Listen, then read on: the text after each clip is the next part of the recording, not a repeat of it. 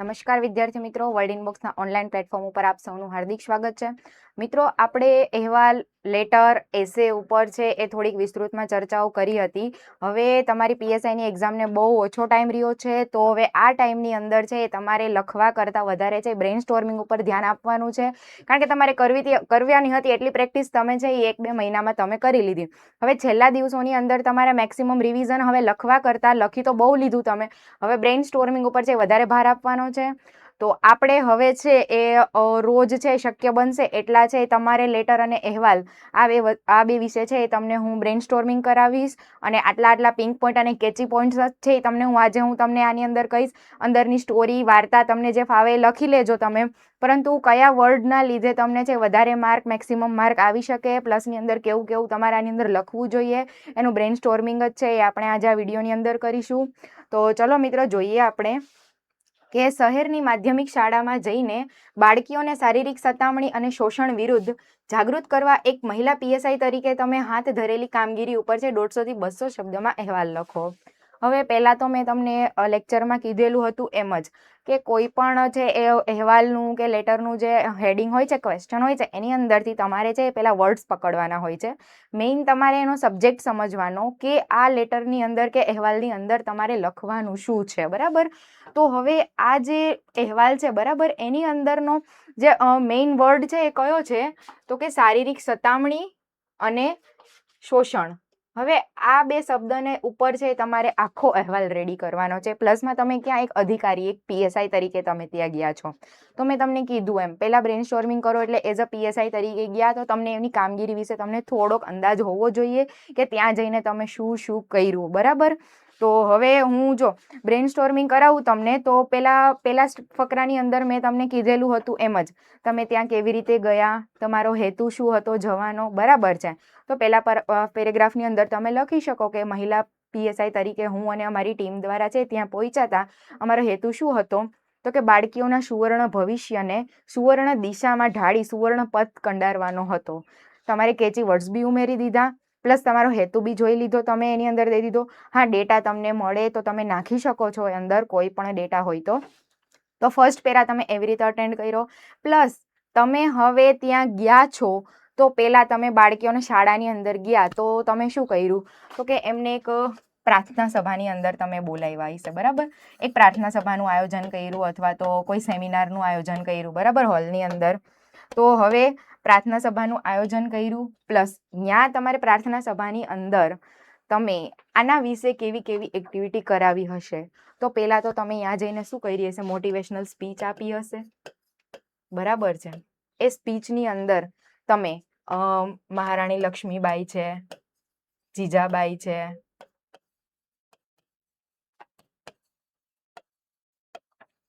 બરાબર છે, હિસ્ટ્રીથી લઈને એન્શિયન્ટથી લઈને અત્યારે આપણે જે હાલ મોડર્ન સુધીની અત્યારે કિરણ બેદી મેમ છે એમનું પણ તમે લખી શકો છો, બરાબર. એટલે કે સ્પીચની અંદર છે ને તમે આ વસ્તુનો તમારે ઉલ્લેખ કરવાનો, તમે એમની સ્પીચ આપી હશે, બરાબર. પછી સ્પીચ સિવાય તમે શું કર્યું હશો, એવા નાટકો, ઇન્સ્પિરેશનલ એવા નાટકો પણ તમે અરેન્જ કર્યા હશે, ભજવ્યા હશે, વિદ્યાર્થીનીઓ થ્રુ તમે ભજવડાવ્યા હશે, બરાબર છે. તમે નાની શોર્ટ્સ મૂવીઓ એ પણ તમે અહીંયા બતાડી હશે બધાને, બરાબર છે. શોર્ટ્સ ઇન્સ્પાયરિંગ મૂવીઓ તમે ત્યાં બતાવી હશે. પ્લસની અંદર હવે શોષણ વિરોધ તમે હજી બીજું શું કરી શકો, તો કે આપણે છે સેલ્ફ ડિફેન્સ માટેની ટેકનિકો જે ગર્લ્સને, જે બાળકીઓ છે એમને તમે શીખવાડી હશે, બરાબર. પછી હજી બીજું શું કરી શકો, સેલ્ફ ડિફેન્સ માટેની ટેકનિકો છે, કરાટે છે, બરાબર છે. આવી ટેકનિકો તમે એને શીખવાડી હશે. બીજું તમે છે અહીંયા શું કરી શકો,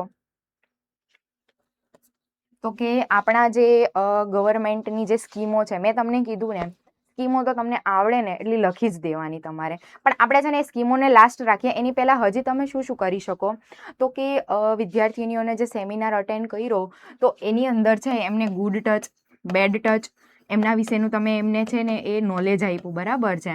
પછી આપણે કિસ્સાઓ જોઈએ છીએ કે ચોકલેટ ખવડાવીને એવી રીતે લોભામણીઓ આપીને છે એમનું જે ફિઝિકલ એક્સપ્લોઇટેશન કરવામાં આવે છે ગર્લ્સનું, તો એની અંદર છે આવી લોભામણીઓથી છે એમને દૂર રહેવા માટેની એવી સલાહો આપી, બરાબર છે. હવે વિદ્યાર્થીનીઓ છે એ ઘરે જઈ સ્કૂલેથી જ્યારે ઘરે જાય છે ત્યારે જે આવા જવા એમનું ટ્રાન્સપોર્ટેશન છે એની અંદર છે એ સ્કૂલની જવાબદારી હોય. ટૂંકમાં એ કેવા હોવા જોઈએ? જીપીએસ અધિકૃત, એટલે કે જીપીએસથી લગાવેલા હોવા જોઈએ. પ્લસની અંદર શાળાઓની અંદર, શાળાઓના કેમ્પસની અંદર, એટલા વિસ્તારની અંદર છે સીસીટીવી જેવી છે Z+ સિક્યોરિટી છે એ વિદ્યાર્થીનીઓને આપવી જોઈએ. એવું બધું અમે એક્ટિવિટી આપણે ત્યાં કરી હોય. પ્લસની અંદર તમે હજી બીજું શું શું કરી શકો?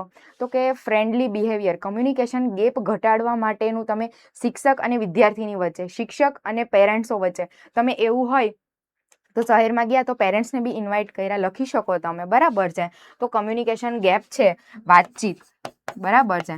ફ્રેન્ડલી બિહેવિયર છે એ બધા જોડે કેવી રીતે થઈ શકે એના વિશે પણ તમારે છે ને એ સમજાયું, બરાબર. કે ઇઝીલી છે કોઈને કોઈ પ્રોબ્લેમ હોય તો ઇઝીલી છે એ શું કરી શકે ને કન્વિન્સ કરી શકે, અથવા એમના ટીચર્સને, એમના મમ્મી પપ્પાને કહી શકે, બરાબર છે. પછી બીજી હજી તમે કઈ કઈ એક્ટિવિટીઓ કરી હોય?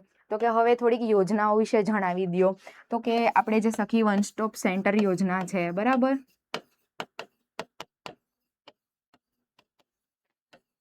વન સ્ટોપ સેન્ટર સ્કીમ છે. પછી આપણે એના સિવાયની જે સી ટીમ છે, બરાબર. આપણે સી ટીમ એનો પણ છે તમે સી ટીમને પણ છે તમે ઇન્વાઇટ કર્યા હતા, બરાબર. એમની કામગીરી શું છે એમના વિશે એમને માહિતગાર કર્યા. એવી રીતે હું તમને ત્યારે કેચી વર્ડ્સ આપું છું, એમને કેવી રીતે ઉતારવું એ હવે તમે પ્રેક્ટિસ કરી જ લીધી હશે, પરંતુ હું તમને પિંક પોઈન્ટ આપું છું કે આવું આવું છે તમે એની અંદર લખી શકો છો, બરાબર છે. સી ટીમનું લઈ લ્યો. પછી તમને હોય તો આઈસીસી, એટલે કે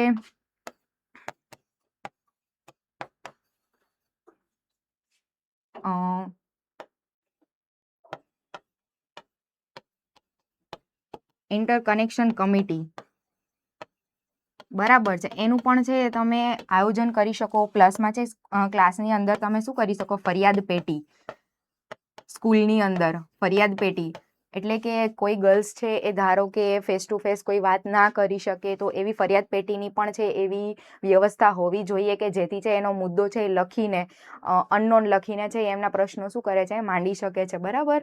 પછી એના સિવાયની છે એ આપણે યોજનાઓ બધી બીજી જોઈ તો કે વિશાખા ગાઈડલાઈન વિશે છે એ તેમને સમજાવ્યું, બરાબર છે.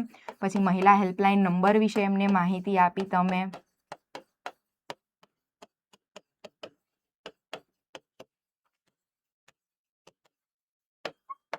ટૂંકમાં આવી રીતે આટલા પિંક પોઈન્ટ છે એ તમારે 150 થી 200 શબ્દનો જે અહેવાલ હોય છે એની અંદર છે એ આટલું સમાવેશ થઈ જવો જોઈએ.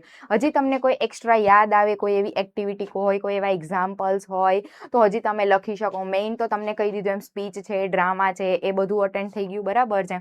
ફરિયાદ પેટીનું બસ આવી રીતે છે તમારે આવી રીતે બ્રેન સ્ટોર્મિંગ કરો. જ્યારે પેપર આપો છો તમે ત્યારે 2 થી 3 મિનિટ છે એ તમારે આવી રીતે બ્રેન સ્ટોર્મિંગ કરીને પોઈન્ટ સાઈડમાં લખી લેવાના. અને પ્લસ અંદર તમને કીધું એમ લેંગ્વેજ છે એ તમારે કેવી રાખવાની? એકદમ સારી રાખવાની, કે જેથી કરીને છે લેંગ્વેજના અંદર માર્ક ના કપાય. લેખન રૂઢિ છે અને જોડણીની શુદ્ધિઓ પણ તમારે રાખવાની.